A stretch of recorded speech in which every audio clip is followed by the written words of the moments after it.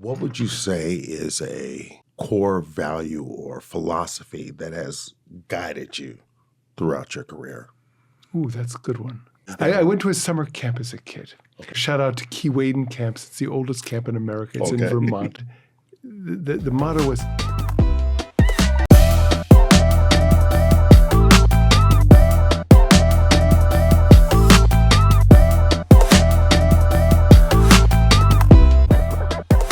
All right, y'all. Welcome to another episode of Sippin' on Excellence.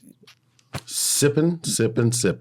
Coach KJ along with Dr. Lionel Hunt. And as always, we are bringing you something excellent to sip on. We bring you that medicine. Now come get this medicine. Today we have a special guest in the house. Very special guest. Do we introduce him or do we let him introduce himself? Let's let him introduce himself. Doc, tell us what's happening. I'm a doctor.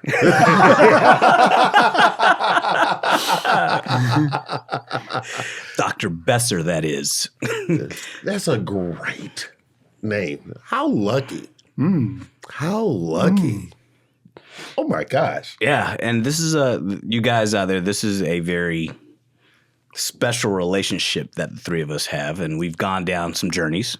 Mm-hmm. And if he wants to get into it, he'll get into it. Tell the story. It's a great story. I want you to tell it from your perception. Okay. Well, tell us, first of all, why don't you tell everybody else a little bit about yourself, kind of where you come from, your upbringing, and then we'll dive into life. My name is Mitch Besser. I'm an obstetrician and gynecologist. Been living in LA for 5 years. Mm-hmm. Before that was living in Cape Town, South Africa, and London. But I come from New Jersey. I'm an East Coast guy. Okay. Grew up in Princeton, New Jersey, and became a doctor. And decided at various stages of my medical career to really transition from taking care of individuals, people, one at a time, to taking care of populations. And one of my interests is looking for gaps, looking for problems, looking for the challenges that we face in healthcare. And how do you build programs, systems that address them?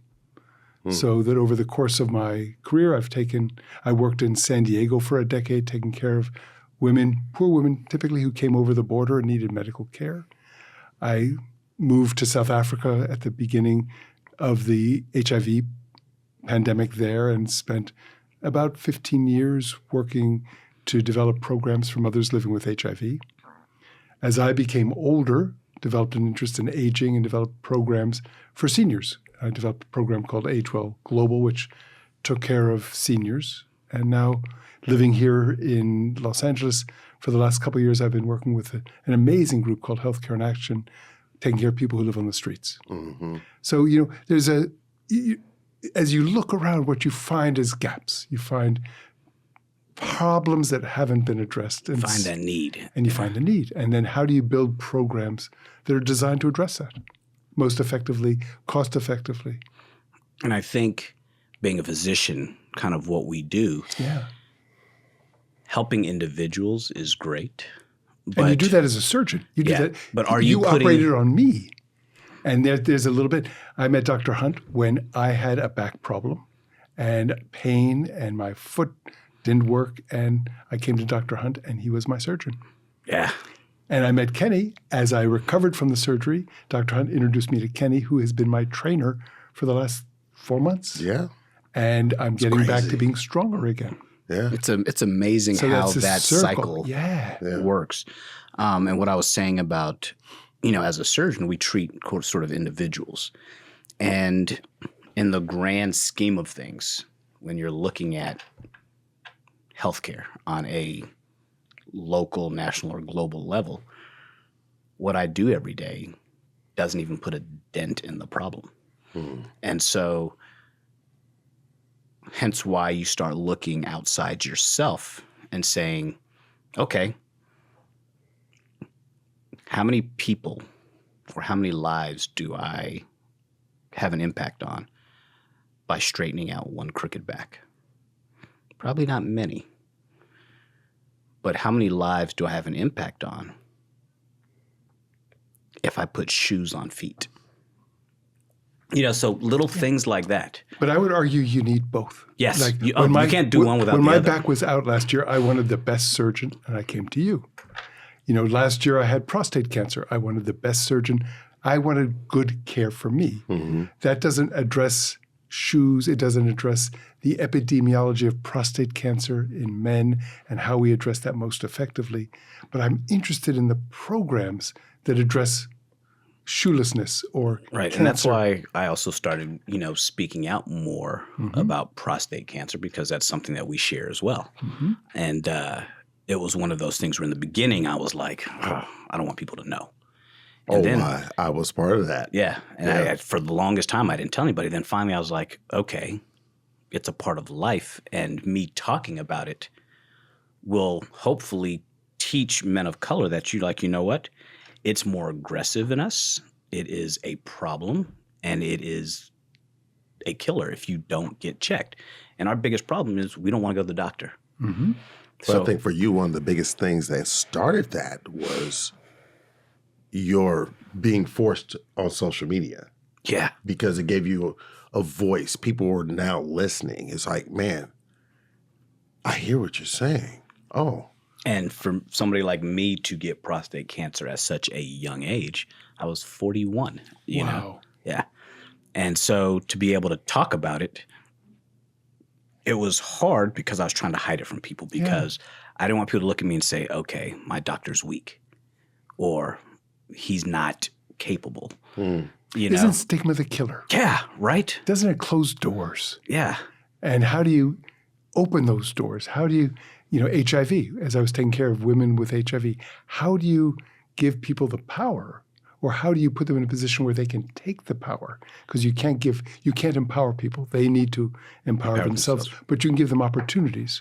Correct. But how do you give them an opportunity to live a life with HIV without stigma? What made you take up that as a specific cause and decide to move to South Africa? Well, because we all have that thing that pushed us. Like you asked earlier, what made us go to Ethiopia, and we'll get into that. But it's like, how did you assess that need and choose South Africa as opposed to, say, Liberia or? So I'll do it backwards. Yes. When I was in high school in the 60s, I applied for an American Field Service scholarship. Okay. And that took me from my high school in Princeton, New Jersey, and dropped me in Cape Town, South Africa for a year. Okay. In 1971, in the middle of the apartheid era, I was dropped into a family, and they were my family for the year, and I went to South Africa and experienced that country in the middle of, the world's greatest civil rights crisis. Right. In Africa. In college, I left college for a time and went back and worked in Zululand in a mission hospital in 1974, and spent 6 months in Zululand and then in Swaziland working in these mission hospitals taking care of people. So there was a part of me that really loved South Africa in an odd way, because the politics was awful. And for many reasons, I couldn't go back after 1974 until things changed. Okay. So waited till things changed. Meanwhile, my career develops. In the mid-'80s, I got married, and we moved to San Diego, where I did my training and developed programs there with friends that took care of women coming across the border. And we had a freestanding birth center called the Birthplace, and we provided care in all the community clinics. I also had an affiliation with the University of California, San Diego, where I trained. And as they were developing their HIV programs for pregnant women, one of my friends who I had trained with was running the program and came up to me and said, could you take over the program? He had HIV. This was back before there were medicines. Mm-hmm. And he said, could you take care of the program while I go into the hospital and get cared for? He never came back out. Wow. And so I inherited the program from him. And at that point became committed to caring for this population in his honor, but also developed an interest in the science of it, the medicine of it. As the medicines evolved, we did the first studies, and we're part of the first studies to demonstrate that you could prevent mother-to-child transmission of HIV with a simple medicine called AZT. And you could reduce transmission rates by 2/3. And that was the first landmark study to show that you could make a difference. I remember that. 1994. Yeah. In the next couple of years, more medicines developed. And by 1996, we had a cocktail of medicines that prevented all transmissions. So from 96 until I left at the end of 99, we had no babies that were infected with HIV in pregnancy. That's very cool. It was very cool. And I said, if we can do this here, what would it take? And that's always the great question. What would it take? You start with what would it take? What would it take to do that in Africa? And so I had this interest. I went down to South Africa 1998, gave a lecture at the University of Cape Town. They offered me a position on their faculty to come and develop their HIV programs. And, we moved down to South Africa at the end of 99. And I started working at UCT, University of Cape Town, to develop their HIV programs. And that was a time when everything started. Timing is everything. Yeah. Timing and luck. If you got timing and luck, you can do anything. And we had timing and luck. So we started there just as medicines started to become available, testing became available. There was an awareness, and there was a lot of advocacy. There was protests. And we were developing programs to take care of mothers. And I was working in the hospital. I was working in some of the clinics. And I was terrible at it. Because why would you say you were terrible at it? Well, I was a man. I didn't speak the language. Okay. I had never been pregnant, and I wasn't living with HIV. I had nothing going for me other than an interest in trying to deliver better care. But you started with the interest. With the interest. And so the brainstorm truly was to enlist the women who had come through the clinic, who were HIV positive, who had their babies, to come back and provide mentorship to the women who are now pregnant. So now you're creating community. That's right. And you're developing a program where people with a lived experience can share their lived experience with someone else. And two things happen. For the person who is coming into the clinic and is pregnant, the first thing they think is, I've got HIV, I'm going to die. Right. The second thing is, I can't tell anybody because of the stigma. Yeah. So they are isolated with this terrible thing. And now they are talking to someone who's similarly affected and who can say, look, I had this, my baby's negative. You can have a baby that's negative too if we work together. Yeah, there's something to be said for a shared experience. That's it. That's right. I remember on my journey, I didn't talk to anybody who had prostate cancer because I didn't want anybody to know. Yeah.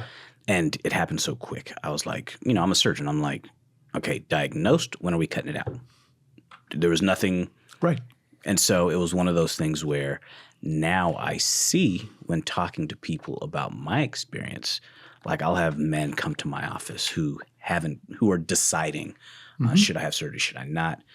And I'll lift my shirt and show my scars. And I'm like, this is real. Let me have this conversation. And their back gets put over there for a minute. Yeah. And I'm like, I can speak to you and say, I know exactly where you are, what you're going through, and what you need to do.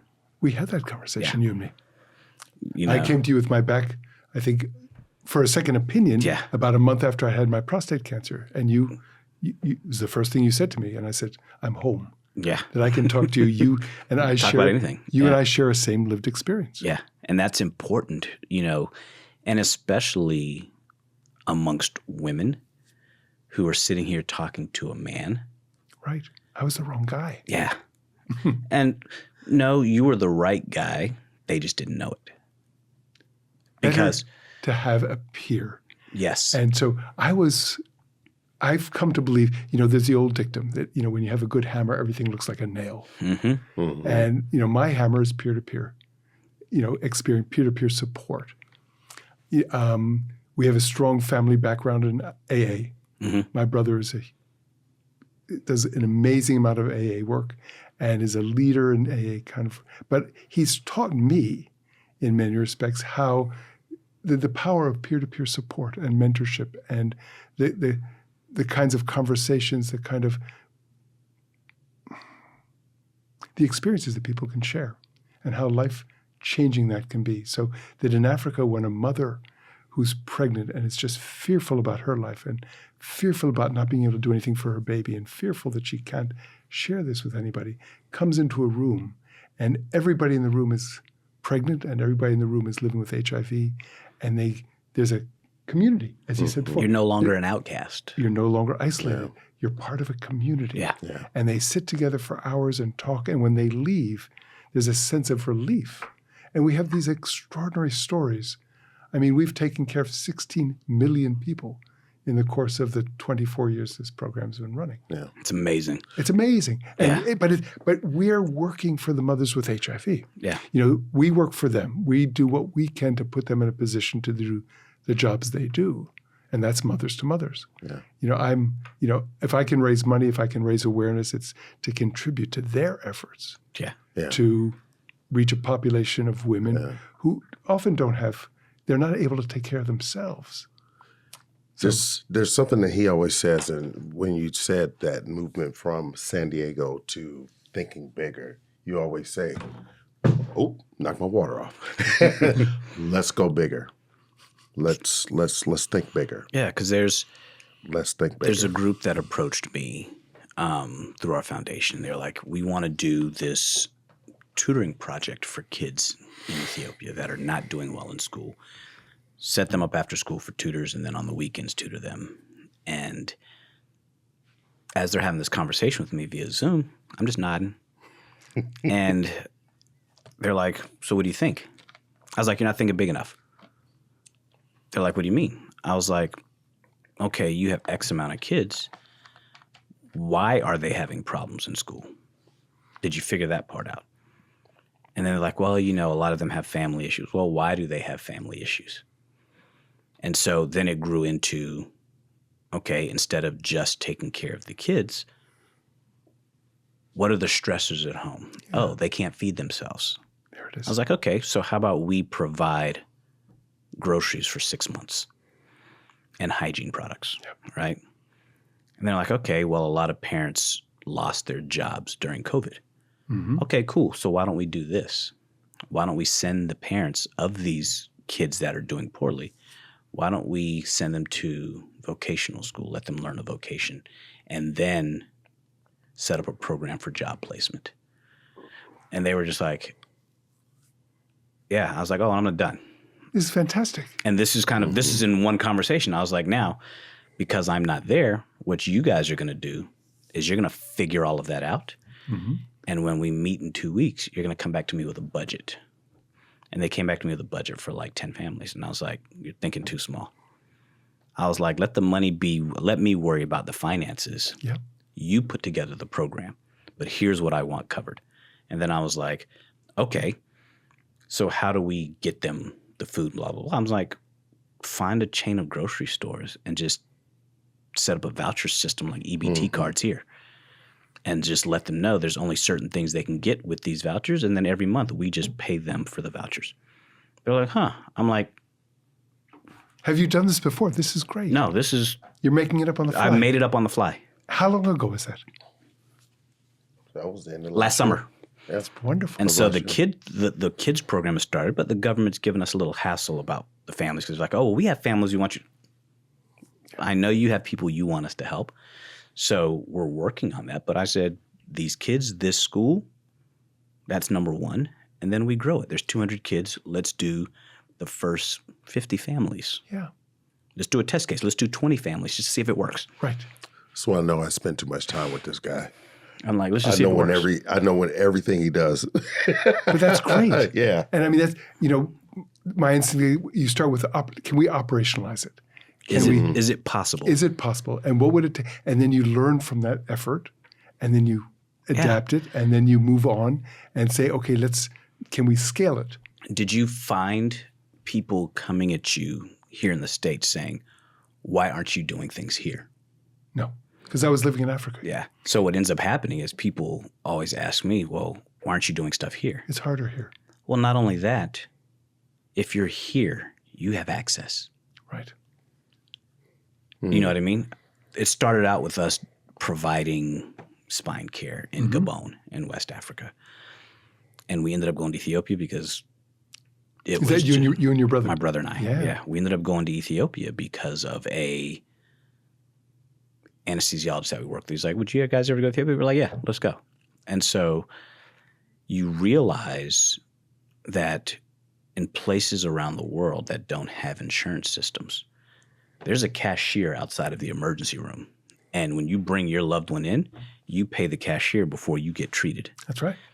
And in the U.S., you can get treated no matter what ER you walk into. You may or may not be able to pay your bill, and your credit may be screwed up at some point, but you're alive. Mm-hmm. In other places of the world, there's just no good care, right? Regardless. And so when we talk about these programs like what you've started in South Africa and it's flourishing, you realize that there's so many things needed all around the world. And the more that time goes by, the smaller the world gets. Mm-hmm. Because with these supercomputers that we keep in our hands and with social media and the internet, you can no longer say, well, I've never seen it, or I'm not exposed to it, because you're exposed to it every day. Mm-hmm. So you can't it's harder to turn a blind eye to the suffering of others now. It's right in front of you. So if you choose to look away from it, you choose to look away from it. That's your choice. And, the biggest problems can be reduced. You can't solve everything. No. I mean, you can't solve HIV, but if you find a piece, and I said, you take the biggest problems, find a piece of it that you want to take on, and let that be your mission. Not the whole thing. I'm not going to address HIV. My interest was in reducing mother-to-child transmission of HIV. That was the start. Trying to take on HIV or trying to take on something like that is like, I always tell people it's like trying to drink out of a fire hydrant. That's right. Yeah, there's a whole lot that's going to pass you by. That's right. Yeah. But when this water's coming at you, if you just scoop up one cup at a time and take that in, then scoop up the next cup, you're going to at least get that. That's right. And you'll tackle that problem. You don't have to conquer the world, but just that problem. Solve that problem. Yep. And if you don't even solve it, just help mitigate how much damage it does. And for the people who are listening to the podcast, anybody can do it anywhere. I mean, you just have to be nice to somebody for a change. That's enough sometimes to just be nice for a change. Yeah. People think you have to make people think you have to make big gestures. Don't. Yeah. That person walking down the street that is having a shitty day. That's right. Smile at them, and you have no idea when they walk past you what they may have been planning. That's right. Or what they were going through that just gave them that spark, like, you know what? I feel better. I'm going to try something different. Mm-hmm. You don't know. Yeah. And because you don't know, it doesn't hurt you. That costs you nothing. People think if I can't make a big gesture, then I can't do anything. And that's not true. It's sort of like you taking care of one patient at a time. Yeah. You've made a difference in someone's life for providing care. You can make a difference in someone's life by just being nice. And that ripple effect, it's the things you don't see after that probably have the biggest effect. Yep. Right. And because you don't see the effect of it directly, doesn't mean it's not happening. People think, if I can't throw money at it, I can't do anything. Yeah. That's not true. But I love it. It is the ripple effect. Robert Kennedy in 1967 gave a speech in South Africa, in Cape Town. And for people, again, on the podcast, if you Google Robert F. Kennedy, the ripple effect, he talks about how ripples of hope, that every gesture generates a ripple of hope in others that drives change. Yeah. And, I remember hearing that as a young person, and it landed.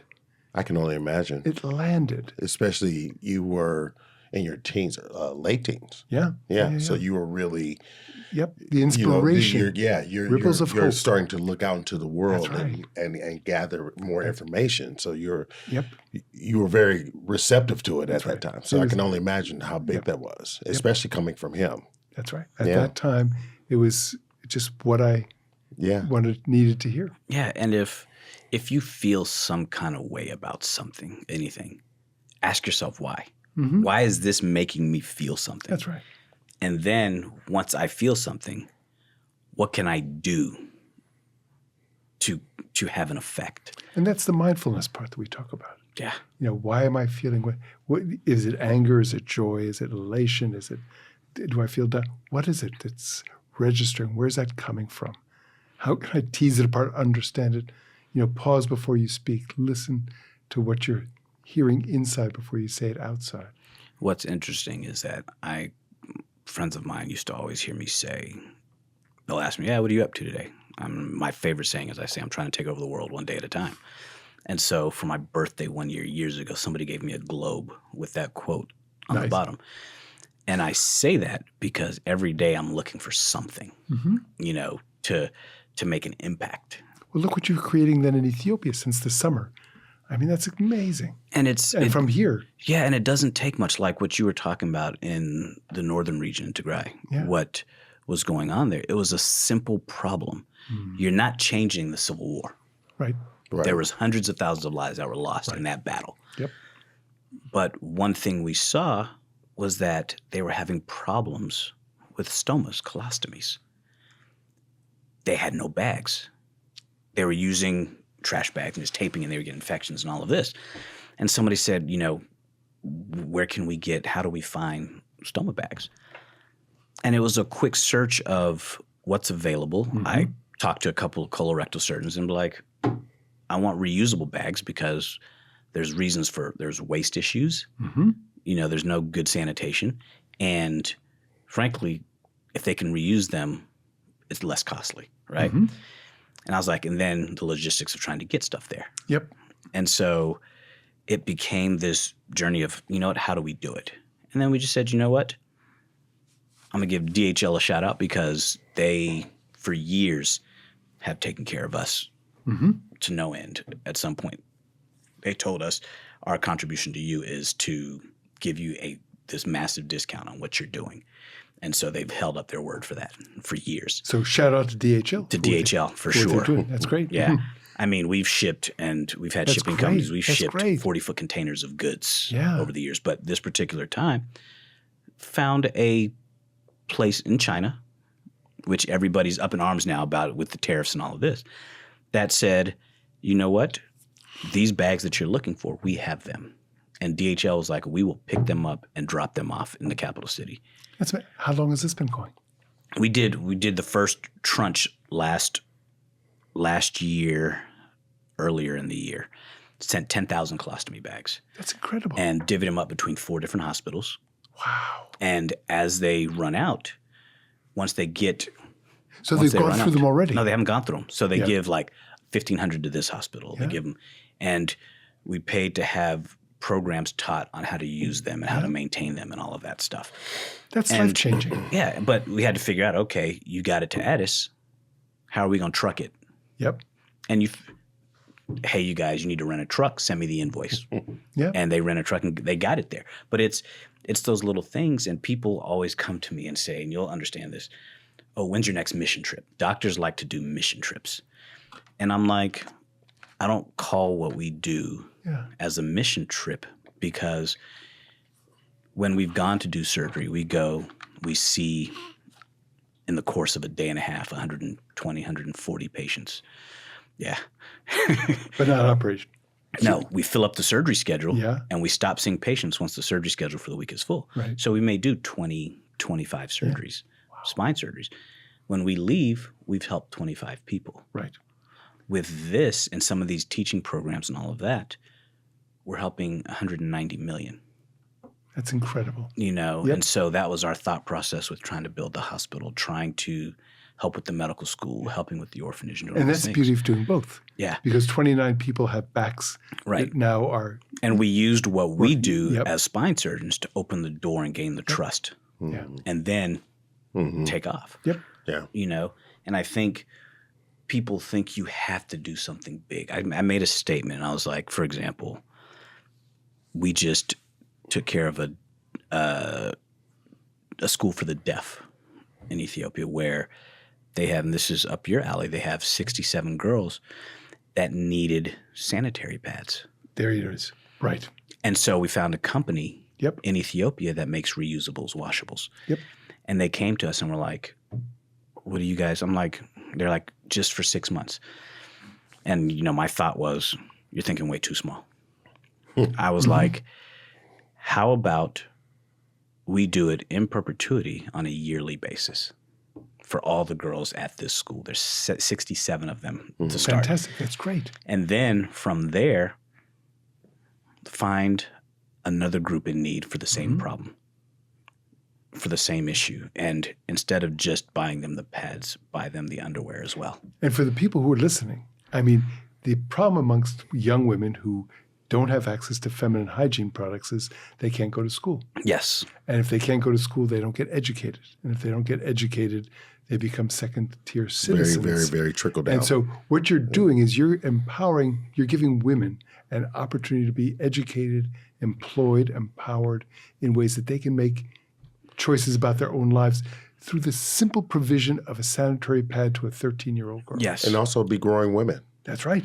That's right. They're growing into their womanhood and feel... And they become champions for women. And so you are changing, so much through just the simplest of acts. Yeah. And so what we said was, if we do that, not only is it taking care of these young girls and young women, but on the production side, you're now creating jobs. So now that we're making these purchases, they have to make more, which means they have to hire more people, which means now it becomes a virtuous cycle. Yeah. You have, of course, I love my mornings. We have such great mornings. This guy shows up 20 to 30 minutes early, and I make sure I show up 20 minutes, 30 minutes early, just like him. At 6, just before 6 a.m. Yeah, because I want the extra time. And I'm the last one that day. Yeah, and he shows up late. I have no choice. I get there when I get there. He's patient, I know. Yeah. But we were talking about something you just started doing recently. You're diving into, what is it, addiction. You want to talk about that a little bit? It's part of an interest in caring for people who are living on the streets.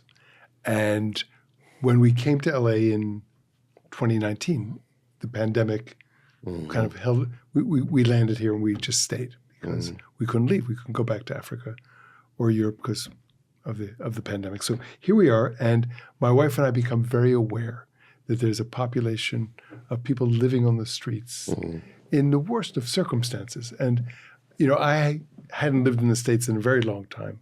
But the last time I had lived here, I wasn't aware of the extent of the problem. And, of course, in living here and then starting to read about it, becoming aware that, how many thousands of people, 76,000 people living on the streets in LA. Yeah. It's an enormous problem. And in LA, very different than in New York. In New York, a very small proportion of the people who are experiencing homelessness live on the streets. I think only about 8%. Out here, it's 75%. So it's a very evident problem. And I had the very good fortune of being introduced to the group Healthcare in Action that has, since 2022, been providing care to people living on the streets in all of Southern California. They've grown so that they started in LA. They're now go all the way down through the Inland Empire, Riverside, San Bernardino, down to San Diego. They're in Orange County, Long Beach. And they do, I think they've got 19 vans now that go out into the communities. And they're serving both sheltered and unsheltered people who are homeless. And, I took an interest in what can I do to add value to what they're doing in terms of providing services to people who are pregnant and people who want family planning services. And how do we build, again, how do you deliver care? Yeah. So can we build models of care? And how do we create systems where, we have relationships with the hospitals, the academic centers, because complicated pregnant patients need access to complex care providers. Right. So you can go and do amazing things under a bridge. You can do ultrasounds, you can do all sorts of things under a bridge. But when you find someone who has a problem, you need a high-risk provider to do that. So we've had the wonderful fortune of being able to work with the folks at UCLA who've been just great to welcome our patients into their care system. Wow. We've had the same benefits at UC San Diego. Friday, we were at Loma Linda University, and they've embraced what we're doing, and we're building now bridges for them to support the teams that are in San Bernardino and Riverside, doing the same thing at UC Irvine. So there are these networks of care. I took an interest in what are the biggest problems I'm seeing in people who are experiencing homelessness and mental health, serious mental health, and substance use disorders. And so UC Irvine has an amazing primary care program. And so they take primary care providers and in a 1-year fellowship do teaching. So last year I did a fellowship in psychiatry. Okay. So that I had some better understanding of people with mental illness.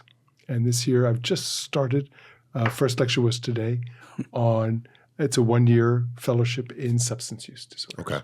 Okay. And what I'm trying to do is to get the tools.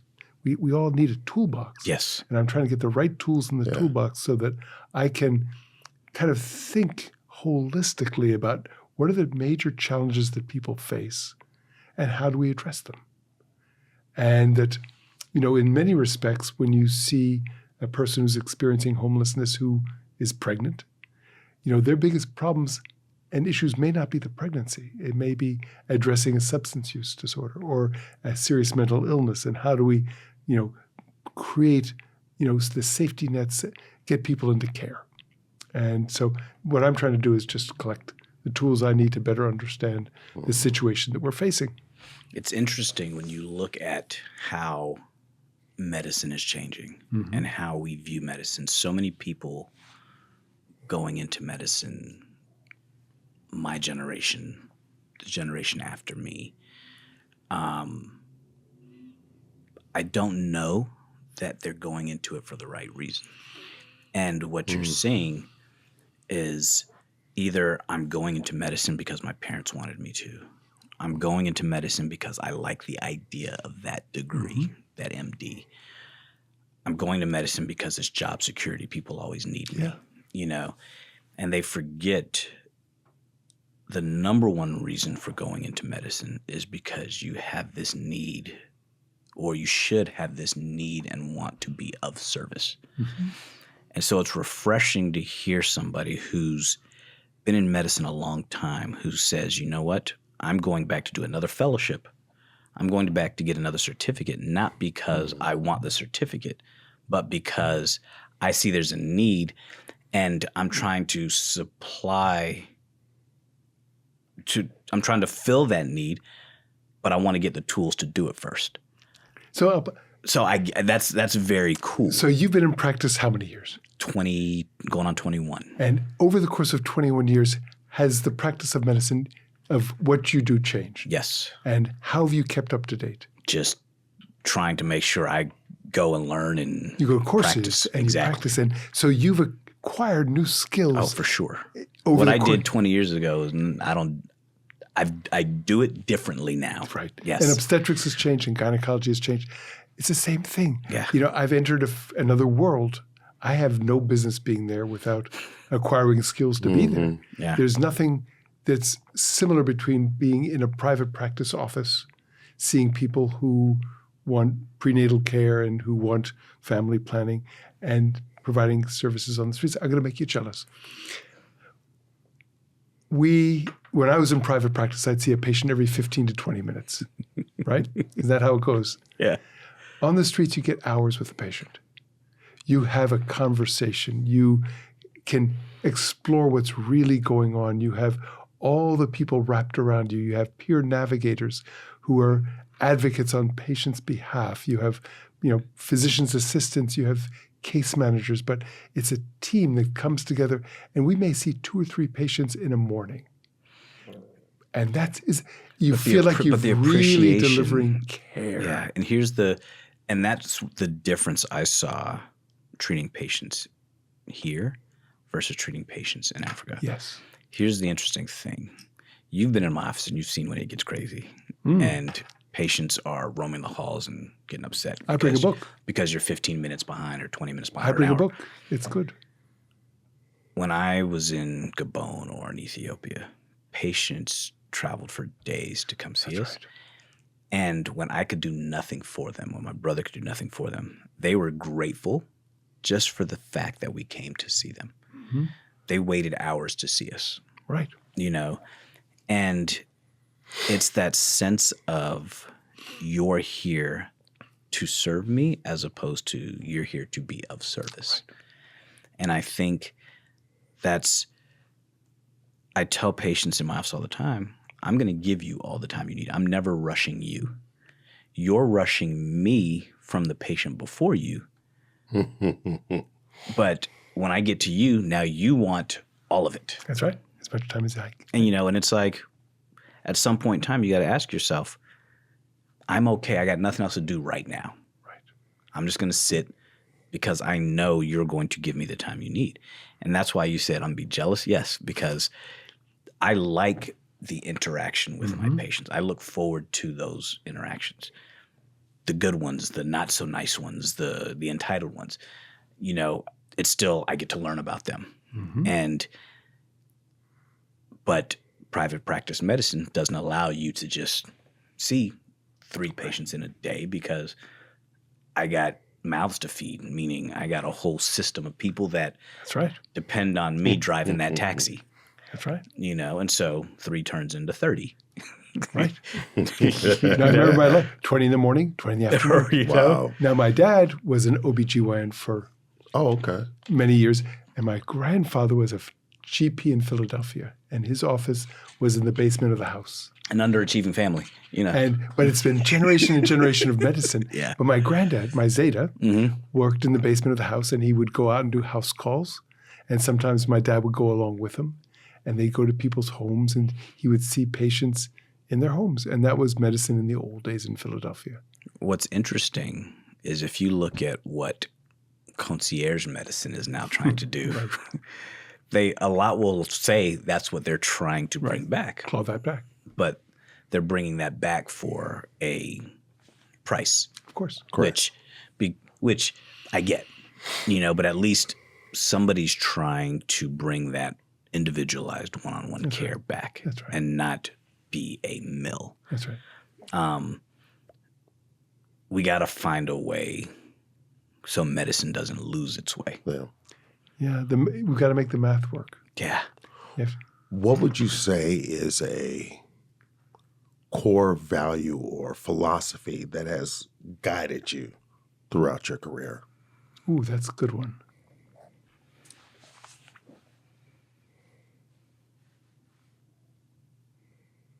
It's tough, huh? Yeah. No, I'm just trying to. I went to a summer camp as a kid. Okay. And shout out to Keewaydin Camps. It's the oldest camp in America. It's in Vermont. It's in Middlebury, Vermont. And the motto was "Help the other fellow." Okay. And that's what I learned as a kid. And it's that notion that, how do you help others? I mean, medicine is one of the ways. Being nice is another way. There's so many ways of just helping. And again, I was a child of the 60s, and the notion of, and again, this comes from my grandparents and my parents, but this notion of serving the underserved was a fundamental principle of how, we were so fortunate growing up that, we and my siblings the same way feel a commitment to give back. How do we give back in ways that we can? In ways, we were so fortunate growing up in a household with 2 parents, and my dad was a doctor, so we had means, but there were so many around us who didn't have those benefits. And, in the 60s, during the era of the civil rights movement, you became acutely aware of the suffering that was going on amongst people who just didn't have benefits. And the question is, how do we step up and make a difference? So maybe it's, how do you make a difference? Yeah. That's it. Let me ask you a question. I want to make a difference. Why do you care? Why do you care? Because I think there's something fundamental about just being human that starts with caring. You care about the people in your household, ideally. Yeah. Ideally. And you learn how to care about them and care for them in healthy ways. And then you think, I've got a community around me. It's my community of friends. It's my community of colleagues. I want to care about them too. I think caring is innate. I think we learn to not care. Well, there you go. And that's the problem. Mm-hmm. Like we say, if you look at kids, little kids are genuinely, they're caring, they're loving. Mm-hmm. They care about one another as little ones, Mm-hmm. you know. Then you learn how to dislike, you learn how to hate, you learn how to not care. That's it. You know, and you always wonder, do you ever lose that caring capacity for others, for strangers? You know, I don't think you lose it. I think you bury it, you know, and how do we make people see that in themselves? Well, you know, there's some extraordinary books about trauma. And I've come to understand that the people who are living on the streets, almost all of them have had traumatic experiences, often childhoods. Mm-hmm. And that trauma that occurs in the earliest years of life can undermine that capacity to care. It can change the way people view themselves, the way they view the world around them. And it's really hard to go back to the beginnings when a young child has been traumatized in any of a variety of ways. Right. I mean, it may just be parents who aren't available. It may be Yeah. parents who are, you know, abusive in awful way. But that it's very hard to undo that. But it often leads to so much of how we manifest in the world around us. Yeah. Mm-hmm. And, you know, again, shout out to great book, Body Keeps the Score. Okay. Yes. Bessel van der Kolk. Absolutely. An amazing book. And if you read that Absolutely. and you begin to understand what people around us are living with, what they're carrying around, and how they struggle to overcome that. And again, three of us are all in a position to say, how do we help people overcome that? Yeah. You do that with me every time we get together. I mean, I walk out feeling better than when I walked in. That's and my philosophy. And you changed lives in doing that. And Yeah. today you told me that everybody you work with is over 50. Yeah. And so that it's amazing that you're able to generate that kind of wellness and that sense of well-being in people who are not young, they're not kids, Yeah. but in people who are We have in the middle experience. half of life. We have experience. Yeah. You have experience. Well, and you have to, I think in life, you have to make an impact, whatever that may be. I mean, I feel so strongly about it. I have a tattoo on my arm that says, if your presence doesn't make an impact, your absence won't make a difference. And so how do you reach people that feel like that they've gone through all this trauma and they feel like there's nothing there? You just got to show them that somebody cares about them. That's the first and easiest thing to do. And you know, as you've traveled the world, you've seen people who are just trying to survive. Yeah. You know, there are people who every day the struggle is, can I get food on the table? And, you know, we think about America issues. And here in America, there are people who can't give back because they don't have anything. And we need to figure out how to take care of people who, you know, who can make a difference. They're just trying to survive. Yeah.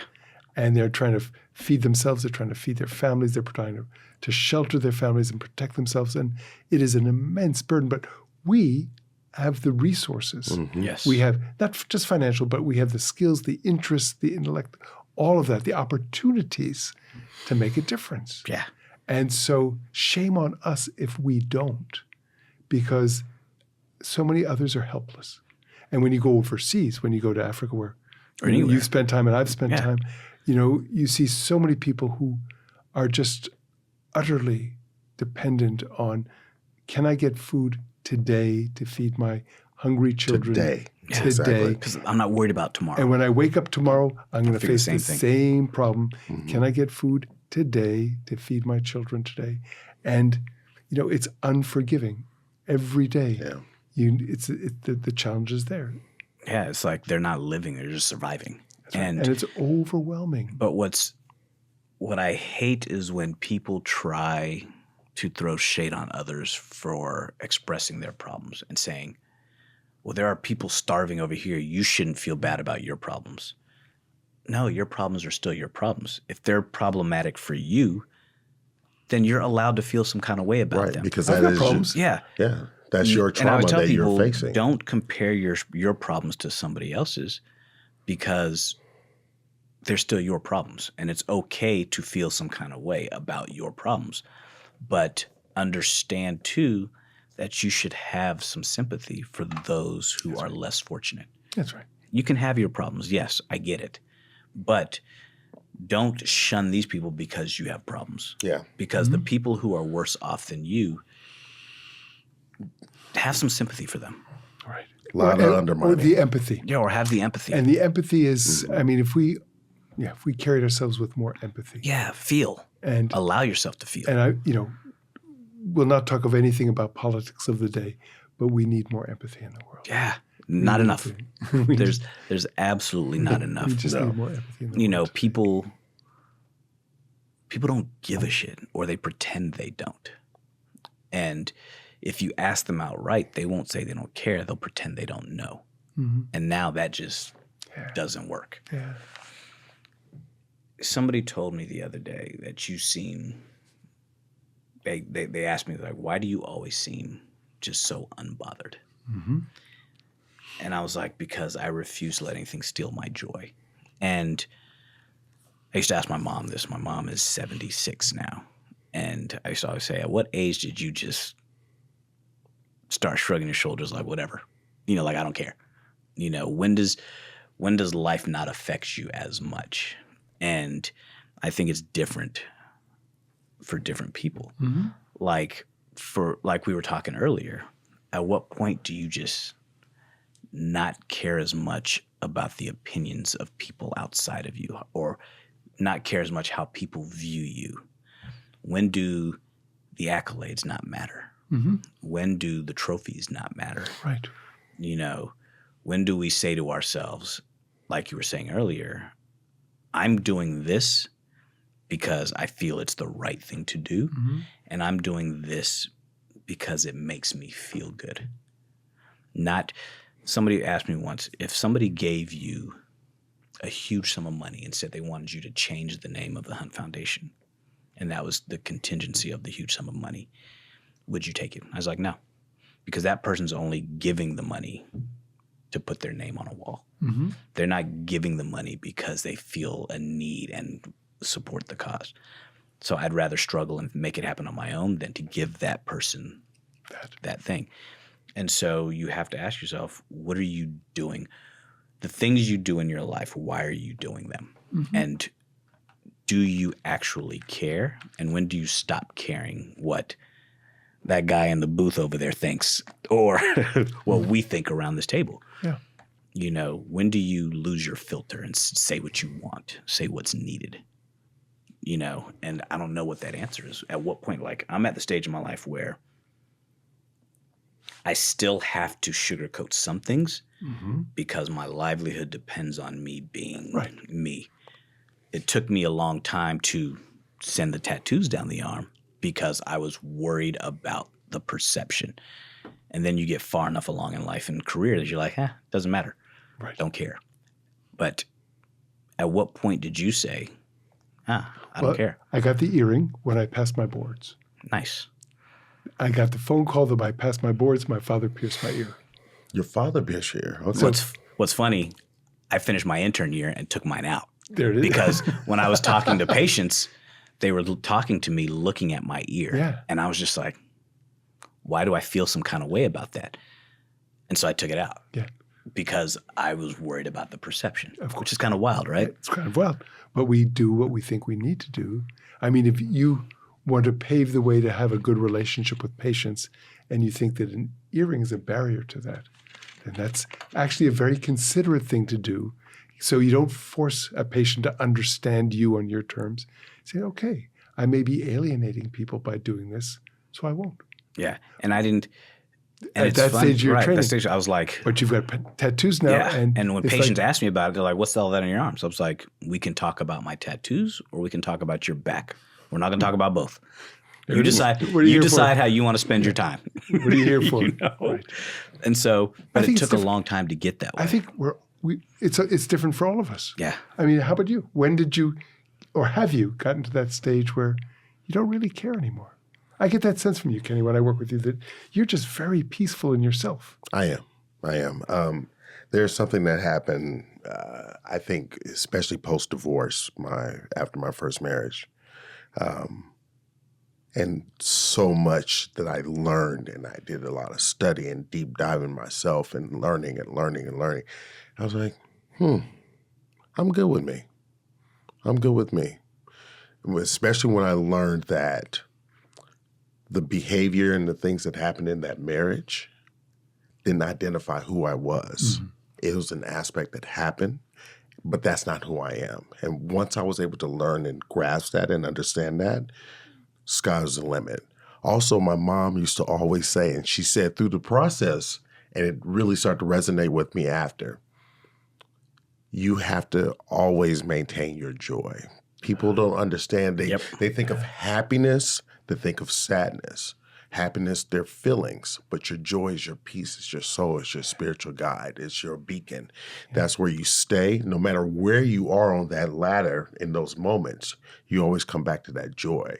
And when you stay on that joy ride, the bad times, they're like, okay, what did I learn from that?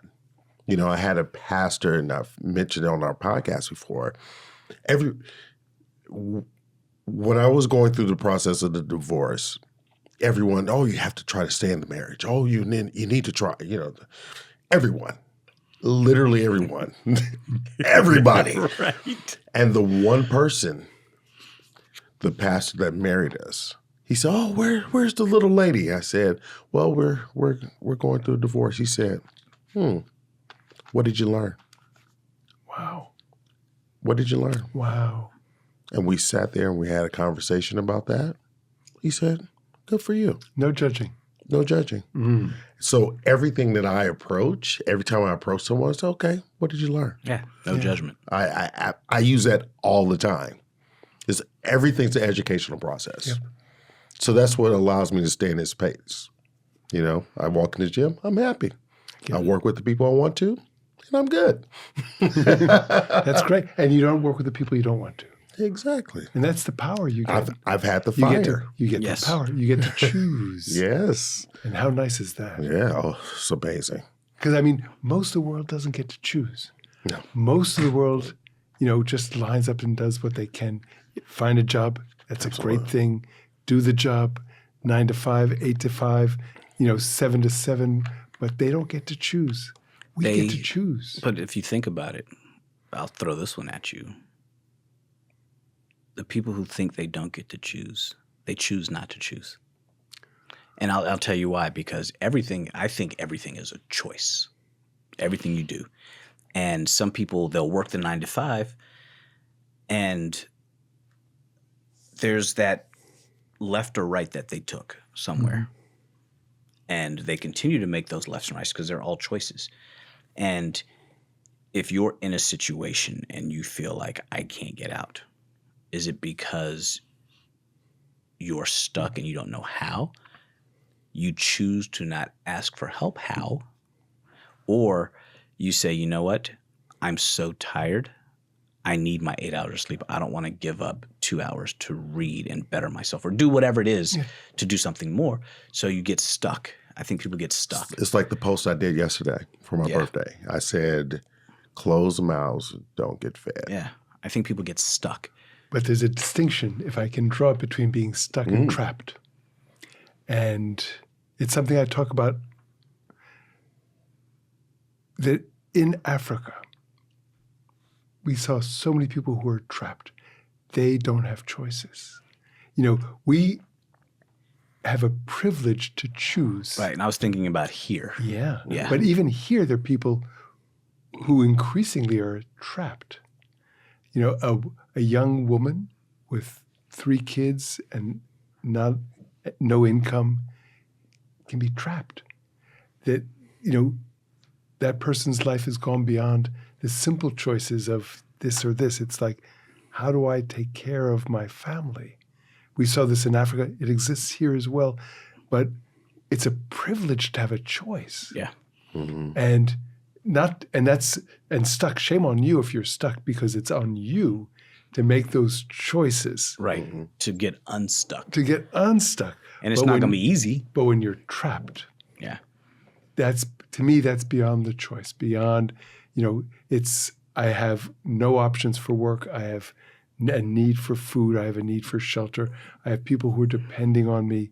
But do you think people who are trapped, do you think there's a certain amount of pride that doesn't give them the choice to ask for help? I think it's a whole range. And then there's that range of, I don't know where to go for help. And sometimes in this Help's increasingly contentious time, we're pulling away safety nets. We're pulling away help. The things that, build bridges, being torn down. My brother is head of the Robert Wood Johnson Foundation out of New Jersey. And they do amazing work in trying to address structural racism. And the foundation is fighting against what's happening all around us. Yeah. To not lose that focus on how do we address structural racism, because it's and I don't want to speak on my brother's behalf, but you become aware of all the systems that have been in place for so long that make it very, very difficult for some people to succeed. And how do we break through that? How do we give people choices? How do we give them opportunities? How do we take people who they think they're trapped and put them in motion? Well, we have to first, as a people, as a country, admit that it exists. That's right. That's the biggest problem. But we may not be moving in that direction these days. No. And that's it. And that's a tragedy. As a country, we're trying to rewrite history and trying to not right a wrong, but just trying to erase a wrong. Not see the wrong. We're trying to make it go away, like it never happened. Yeah. And you can't fix something unless you're willing to admit it exists. So these are parlous times. Yeah. And it's a conversation that can go on and on and on. And there's so many different things that, we're definitely have to have a part 2. So we can double down on what you can do. Yes. And if you keep addressing what can be done, you're doing it in Ethiopia. And that's amazing. And you've got new projects bubbling up, and that's going to make a difference. And that's what can be done. Yeah. Yeah. And it's to all of which camera am I looking at? That one. To all of you out there, it doesn't take a lot. You don't have to do a lot in order to make a difference. That's right. You don't have to make a grand gesture to make a difference. You just got to make a difference. Even one person. Buy a kid lunch. Smile at your coworker that's having a shitty day. Make a difference in somebody's life at some point in time other than your own. Because you're not on this planet by yourself. Somebody's helping you, help them. It's that simple. We're meant to operate together. Whether you like it or not. We depend on each other. Exactly. As a part. Yeah. Yeah. Absolutely. Man, Mitch, thank you. Thank you for thank you for taking the time, for sure. It is a joy. I love nothing better than a good conversation. Yeah. Always. Always. Far left question real quick. Do you think there's ever going to be a vaccine for HIV? Ever is a long time. Yes.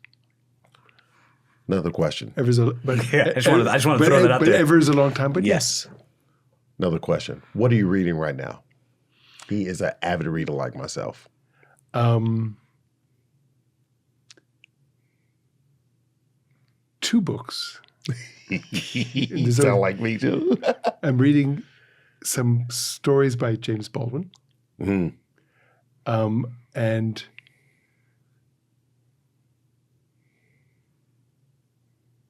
I'm trying to think. The other one is, I'll just leave it there. Okay. Yeah.